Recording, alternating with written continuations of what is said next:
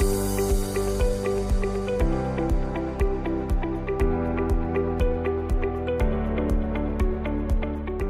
Tracy Goldizen, the editor of the Rio Rancho Observer. In the coming days, we will be bringing you candidate interviews for the Rio Rancho Public School Board, as well as some representatives from the district discussing the bond issue that's going to be on the ballot November 7. So please join, listen, and cast your vote.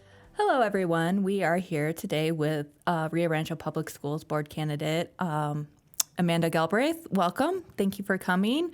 Do you just want to take a moment and talk about your background and how that might serve your position on the board and what seat you're running for and what it encompasses in the community?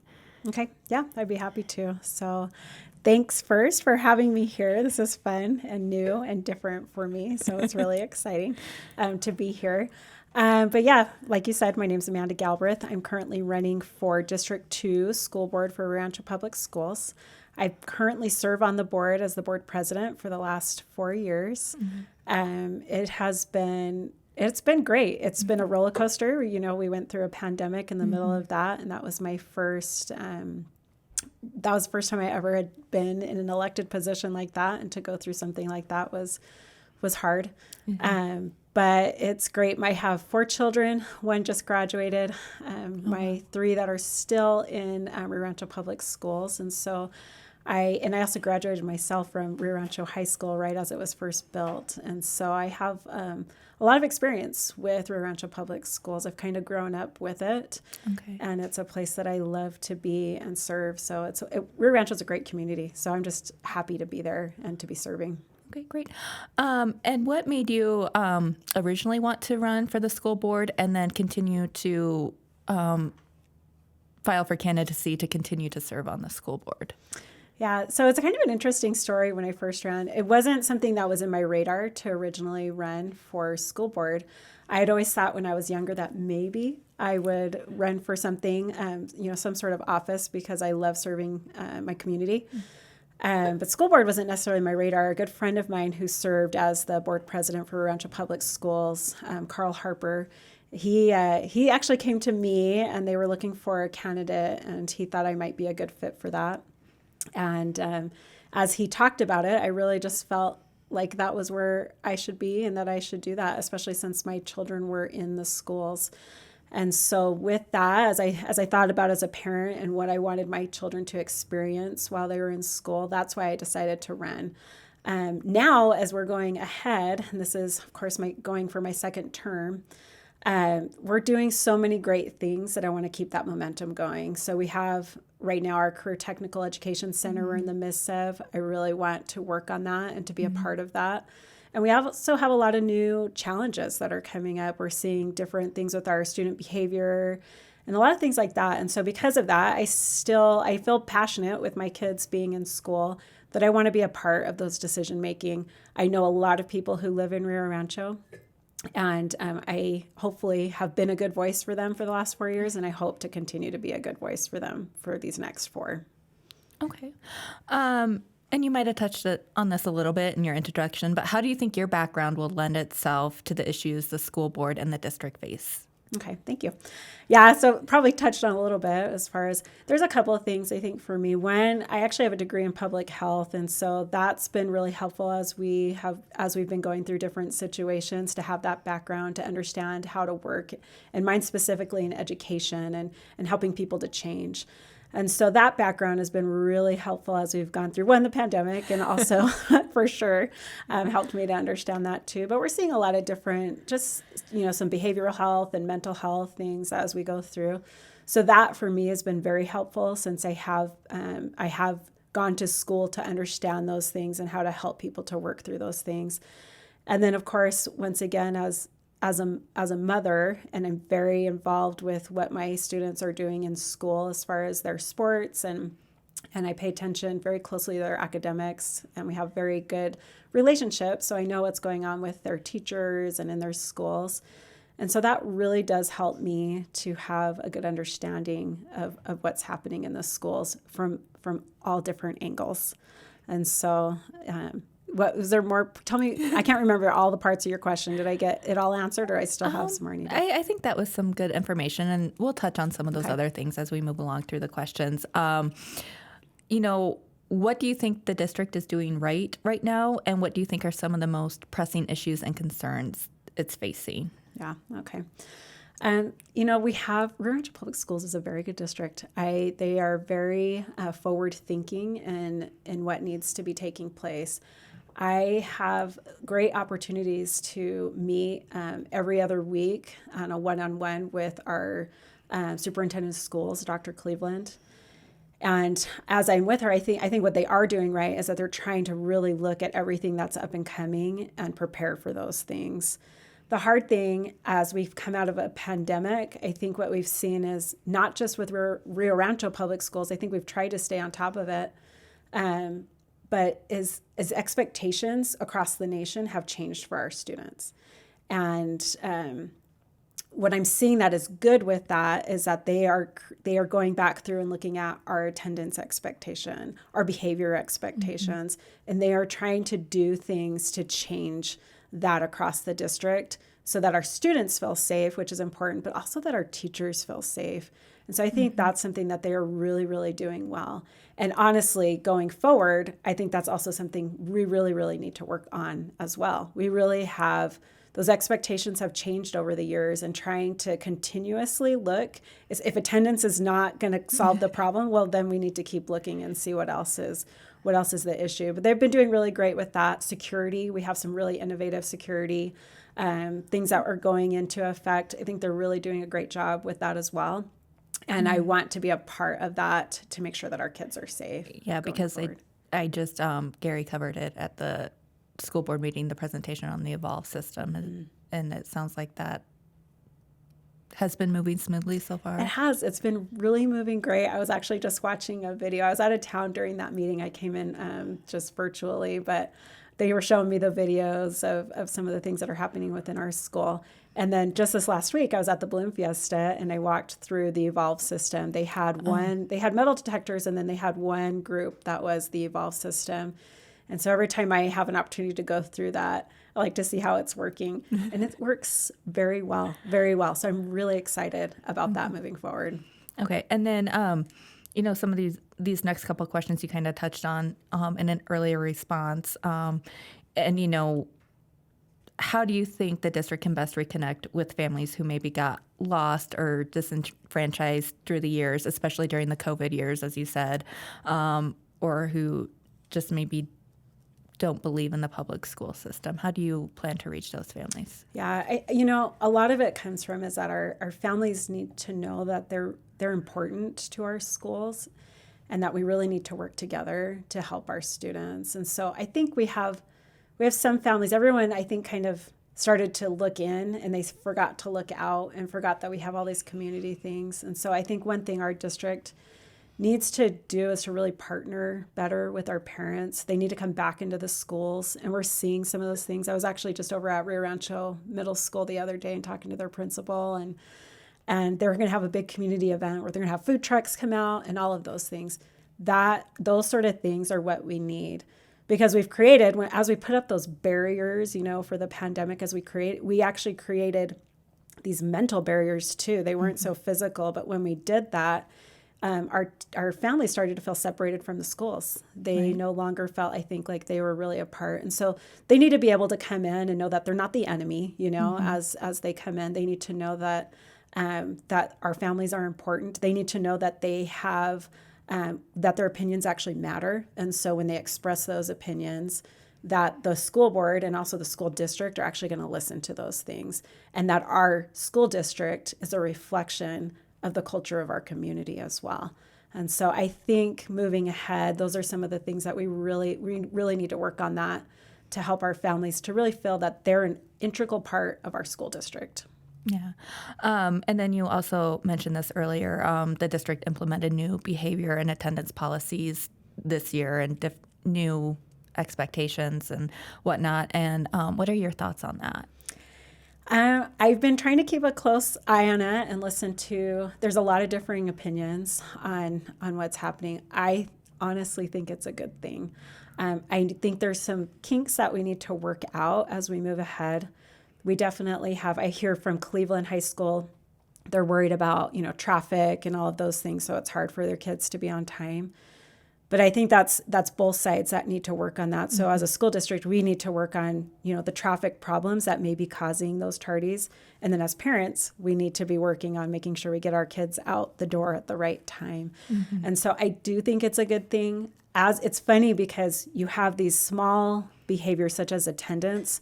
What we don't realize is how those have lasting effects through so much of the behavior throughout the day. Kids actually, they want expectations. They thrive off of expectations. I think all of us do when we actually know those things.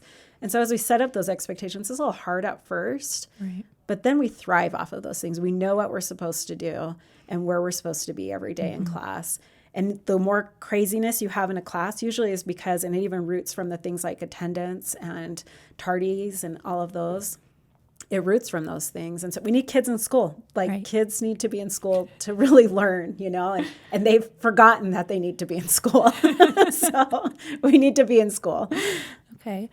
And, there's been a lot of talk, not just locally, but also nationally about parents' rights and education and there's issues that sometimes that school districts may think that student confidentiality overrides parental rights. What are your thoughts on when, if ever, it's appropriate to keep something about a student from the parents?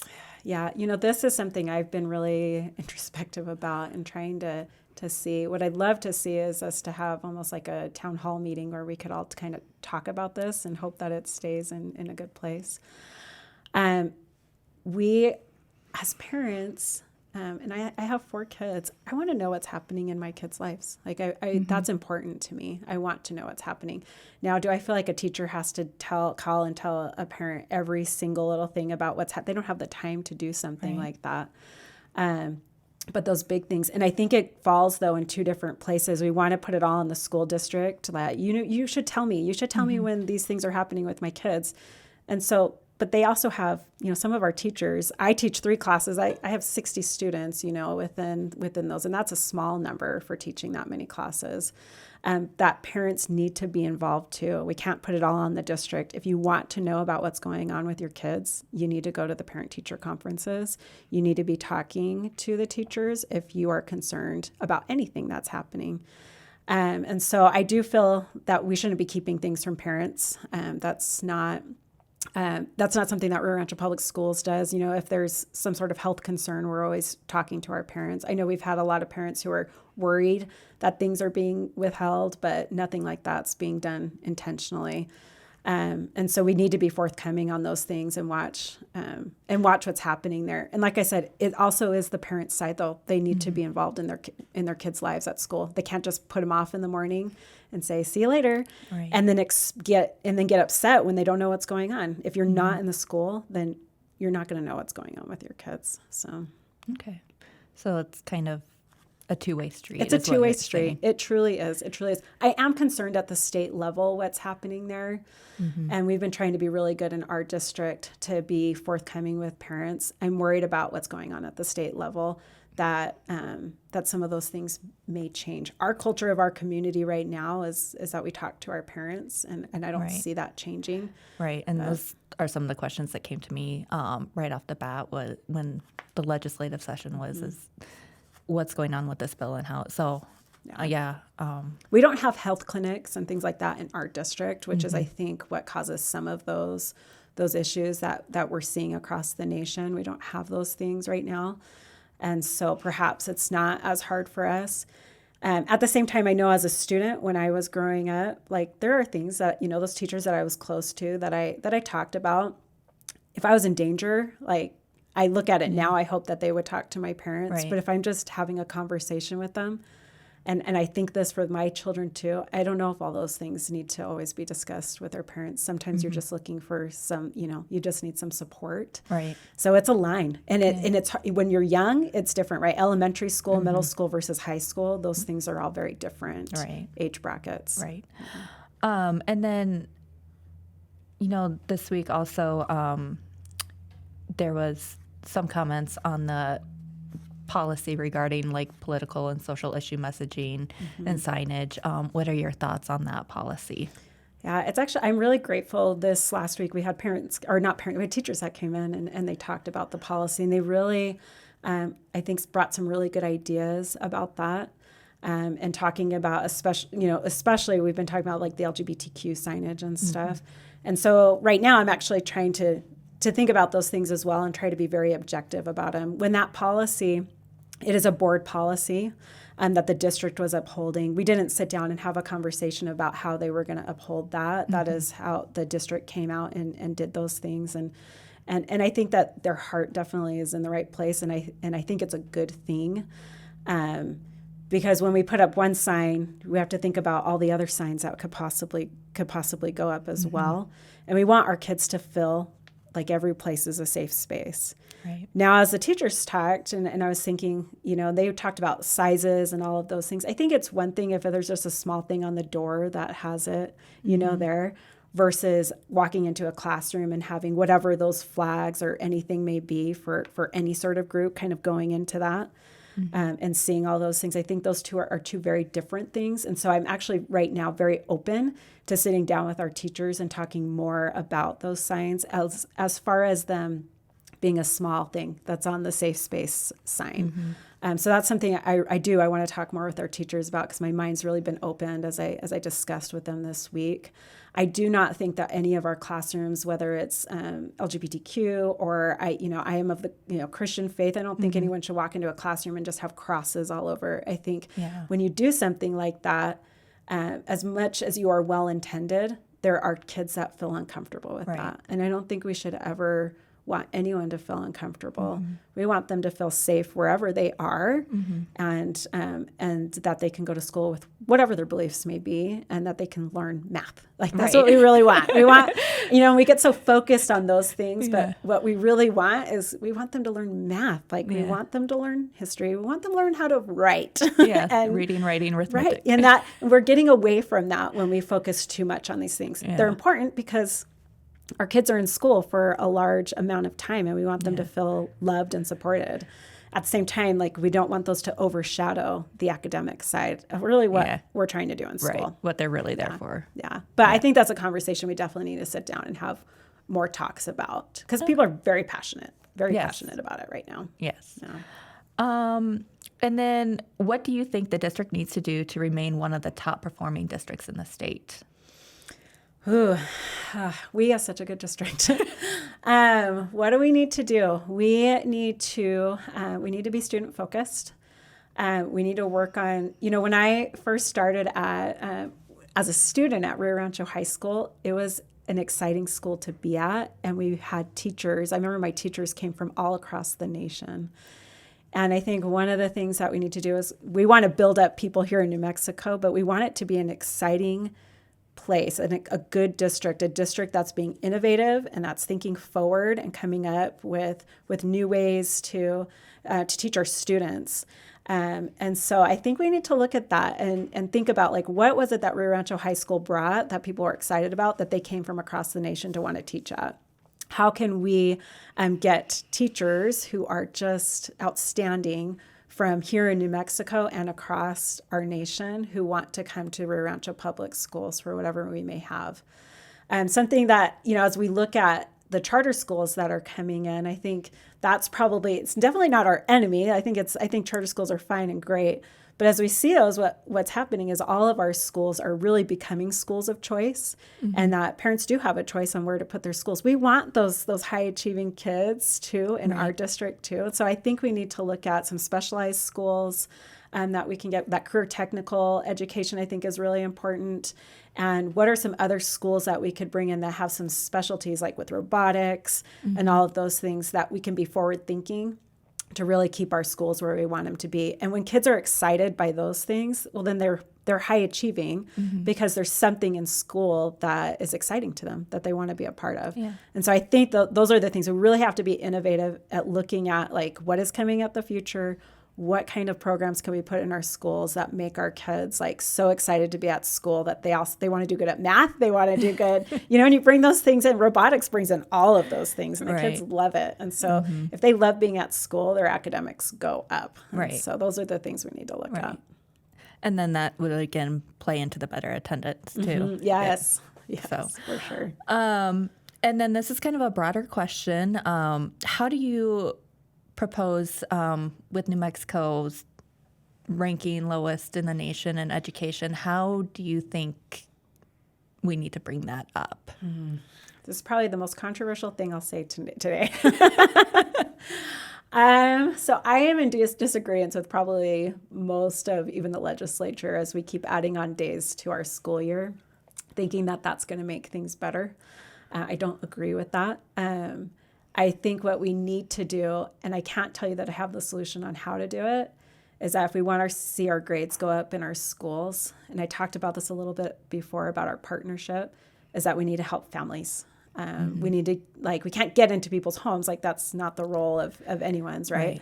But what can we do in the state of New Mexico to help our families to feel supported, to also feel like that they should be a part of their children's lives in school? I worry about some of the domestic abuse and we have the problem with alcoholism here and all those things. We don't look at that and think that's what's causing our low academic scores in school. But I truly feel that that's what's putting us so low, is that is our families. We need to really help support those families and help support the students in the end. So I don't have the right solution for that, but I do truly feel like that is, if we stop adding on days to the school year, and let's really try to figure out how to do some community public health, right? It's my background. But what can we do to go into communities to help our families to feel supported so that our students feel supported? They will do better in school if their families are functioning better, and whatever family looks like, that can be different, right? That could be grandparents that are helping. That's okay. Yeah. But what can we do to help our students to have that support that they need at home to be successful? And so I feel like that's probably the biggest thing, but we definitely, like I said, we got to be better at focusing on the academics that's happening in our schools and all of those things. But I keep feeling like extra days, all those, I think we're just putting Band-Aids on things. We're putting Band-Aids on things and we're not really getting to the root of what's going on in our state. And I love this state. I choose to live here because I love it. My students were like, hard to live in New Mexico your whole life. I'm like, no, I love New Mexico. I choose to live here. I could live anywhere, but this is where I choose to be. Okay. That's all the questions I had prepared. Is there anything else that you would like to add about your thoughts or your candidacy that you would like to share with the public? I just, as I've talked so much about families, I just hope that our families truly, and this is probably me speaking more as a current board member, that our families can feel like they have a voice and that your school board members are that voice. And so I hope that, and we have a couple of different seats here and across the state that are up, but I hope that people really will take time to get to know the people who are running for school board. We like to complain a lot when things come down, but are we paying attention when it matters? Right now, It matters. So pay attention and know the candidates that you're voting for. So okay, well, that's the intention of these interviews. This is great. Thank you. Help our public get to know the candidates. So unless you have anything else to add, I just want to take a moment to thank you for coming in and talking to us about your viewpoints on some of these issues, and and just encourage the public to get out and vote and express their voice with their vote. Yeah. Thank you. Yeah. Thank you for having me. This is really, it's been fun. So thank you. Okay. All right. Well, that's it, everybody. Thank you so much for joining us.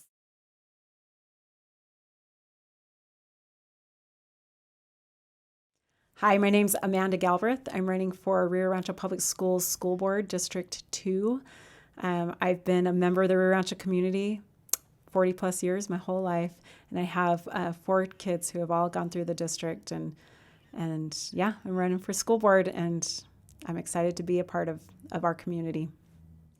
Election Day is Tuesday, November 7. Rio Rancho voting locations are Broadmoor Senior Center, Cielo Azul Elementary School, Cornerstone Community Church, Our Lady Queen of Angels, Puesta del Sol Elementary, Rio Rancho Middle School, Community of Joy Lutheran Church, Joe Harris Elementary, St. Francis Episcopal Church, Eagle Ridge Middle School, Mountain View Middle School, MLK Elementary, Rio Rancho Elementary, Rio West Business Center, and Sagebrush Plaza. Hours are 7 a.m. to 7 p.m. Expanded early voting and same-day registration are available from 10 a.m. to 7 p.m. at all polling locations. November 4 is the final day for early voting. Absentee voting is currently underway. Ballot requests must be made by November 2 and must be returned by 7 p.m. November 7. Ballot drop boxes are available from 8:30 a.m. to 5:30 p.m. Monday through Friday at the Sandoval County Administration Building D and the Placitas Community Library. They will also be available during polling hours on Election Day. Please get out and vote, and thank you for watching and thank you for listening. This is again Tracy Goldizen, editor of the Rio Rancho Observer. Have a great day.